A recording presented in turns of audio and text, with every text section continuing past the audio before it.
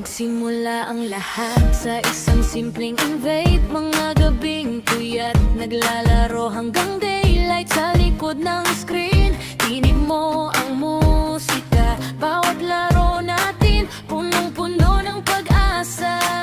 Ikaw ang aking support, tagahil ng bawat sugat sa mundong verbal. Pag-ibig natin nang sumikat, akala ko ay nakatagpo na ng forever sa laro. Ang buong server natin naging saksi sa pangako.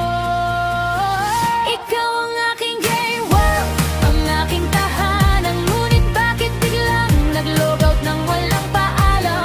Ang daling pumasok, ang daliring lumisan. Bakit ang bilis matapos ng ating kwentuhan? Mula sa binuong mundo hanggang sa pagkagising, pixel na lang ang natira sa puso kong may hiling.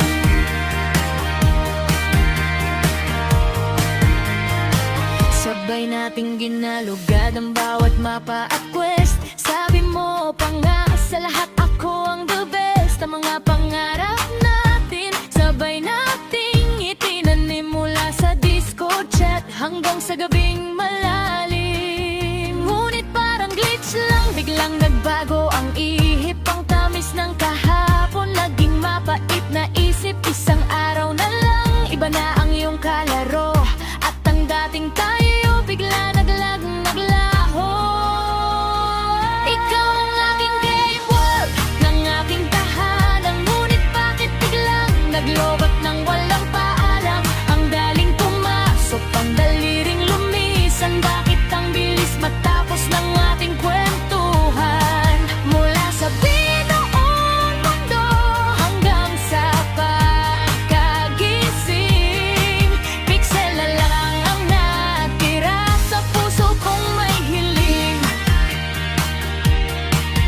Sabi nila laro lang, hindi dapat seryosohin. Pero bakit ang sakit-sakit pa ring damhin? Sandali lang tayo, parang isang mabilis na event. Ang ending ng kwento natin biglang nag-unfriend. Hindi ko alam kung paano babalik sa simula, kung ang bawat sulok ng mapa